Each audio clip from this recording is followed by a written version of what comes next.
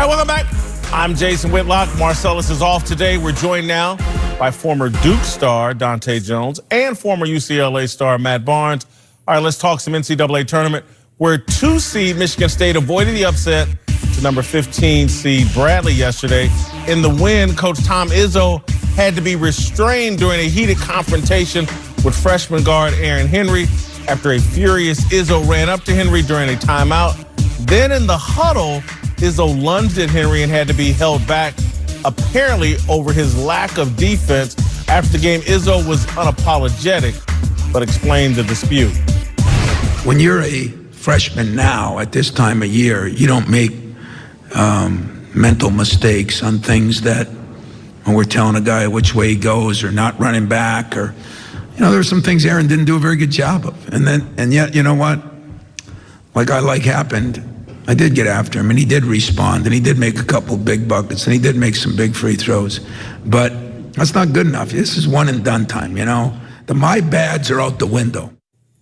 I don't think anybody will be surprised. I'm not bothered by this. I think they need to yell more at kids. And so you played for Coach K. I can't believe this bothers you in any way. No, it doesn't bother me at all.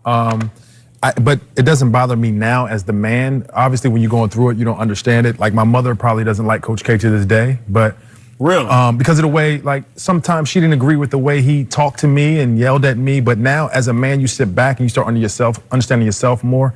And the greats, and I consider Izzo a great as well as Coach K is, they understand how to motivate kids and talk and try to communicate with them and try to help them grow and be men and teach them different life skills, because that's what basketball is basically all about.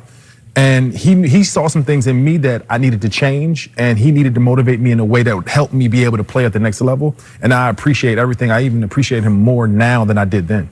I think you hit it on the head. I think while you're going through it, because I got ripped by Laugh several times at UCLA, you know, I was down on myself, but at the same time, growing up, understanding it.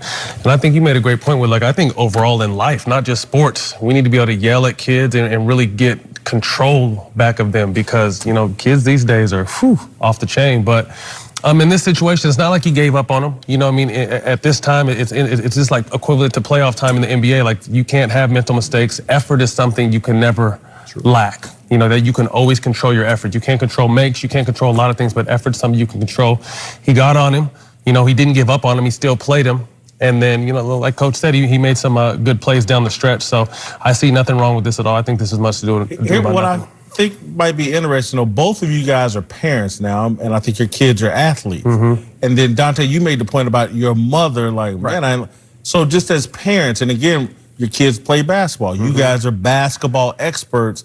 How much leeway are you going to give a coach who may not know as much as you that's being this kind of forceful with your kids? As a parent now and as an ex-basketball player, you got to understand, you have to care about a kid that much more to give him that much energy. You understand? If he doesn't care about you and your progression, he's not saying nothing to you, he don't really care about you. If they're yelling, they're caring. So if they're yelling, that's the way they're showing they're caring. They need you to learn something, and it's about the communication. It's about you seeing past how it's coming at you and disseminating the information and learning and not worrying about being in that moment. But I'm sure y'all see some bad coaches. Oh yeah, no. At that level. I think as long as long as he's telling them the right things and not putting his hand on them, you got to respect that. You know, like I said, you're giving them the right information. Kids need that. You know, I definitely think this, and you have to understand that this is the last time that kids of this caliber are going to be able to get yelled at, because the next level you can't yell at no one, you can't even look at no one sideways. You're going to get fired in the NBA. You know what I mean? So this is the last chance that coaches really have to kind of mold players before they get to the next level. But as a father and you know, someone that has 2 twins that play consistently,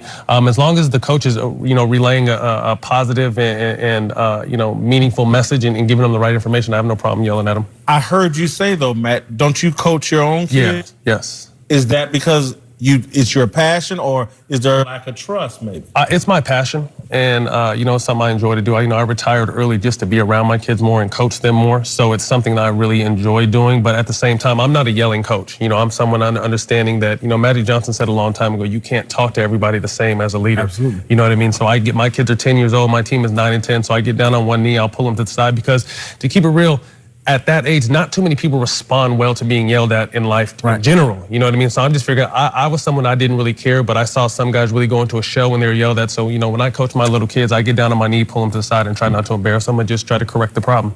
All right, to college basketball's biggest star, not named Zion, Ja Morant, who led 12th seed Murray State to its first round upset over 5th seeded Marquette yesterday. Morant posted the first triple-double in a tournament game since Draymond Green back in 2012, including 16 assists. Ja is projected by many to be the #2 pick in the upcoming NBA draft, behind Zion. I'll let you guys answer this because I don't know.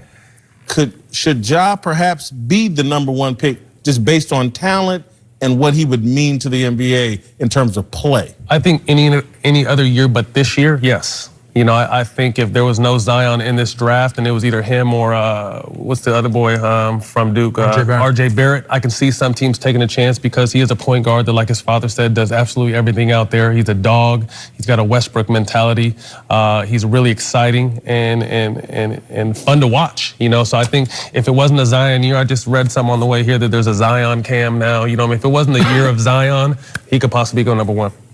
He's in the top 3 of the biggest talents we have in college basketball right now. There's no doubt about that. I think it's Zion, him, and then RJ Barrett. However, Zion is box office, big box office right now. And if you're an NBA franchise, you have to sell tickets as well. Zion has his own camera for NCAA. Like, he's the first person to have a camera following only him. But not getting any money off it. Right. True story. Exploitation. True story. But these kids. He's going to be center stage for any NBA franchise. There's a situation where he possibly could go #1 if Phoenix has the #1 pick and they need a point guard. But I don't see it because I see them possibly drafting Zion and then trying to leverage them to somebody else right behind him. But Zion is the #1 pick in most people's minds. Ja is #2. I think RJ Barrett is #3. Zion is the next chosen one. You know what I mean? So I think regardless of what team happens, I think he'll be the #1 pick. Matt compares Ja to Westbrook. Is he more Derrick Rose? I didn't compare. I just meant his mentality. Like, he looks like he's a dog when he's out there playing. That's what I meant by that. I think he's influenced by all the good point guards right now. You see a little bit of him in him. Like, you see the shooting touch of a little bit of Steph. He passes the ball very well. He's an athlete. I think that's where the Derrick Rose and the Westbrook come. But he's under control and he's making plays. Like, he's his own entity. We can compare him to people, but I think he's one guy that's going to be his own entity when he comes in the league and be himself and be worried about being the best player that he can be. Because even Zion, you try to compare him to other people, you can't. He's Zion. He's a different force. Let's remove the marketing and the Zion cam and all the box office. Who's going to be the better NBA player? I think Zion will. I think Zion is a rare breed from his size and strength and athleticism, and he's someone that can bully, but his game doesn't depend on being a bully. He's very crafty around the rim, soft touch, and I think for the next 10 to 15 years, his only job is to learn how to shoot. This kid's very talented too, but I think overall, and then you can't even forget RJ Barrett. You know, we were talking about this before. He's a very talented. Those 3 players I think are going to be like a Carmelo, LeBron, D Wade type when we look at it in 10 years possibly. Who's going to be Melo? Someone identify him so we can avoid him in the draft. Zion doesn't need the ball in his hands. Zion doesn't need the ball in his hands to be successful. He does a whole bunch of things without the ball. So he has a better chance of playing on a more variety of teams. Ja needs the ball. He's more skilled than Zion right now, but Zion has a bigger ceiling. Like, they'll both grow and get better over time, but Zion's playing on basically his temperament, his love for the game, his athleticism. His skills are going to come and move him further and further up the chain, but he brings so much life and he can do so many things off the ball that he can help your team win right now. All right, coming up, Lamar Jackson ran Joe Flacco out of Baltimore, but is his job still safe in Baltimore? We get into that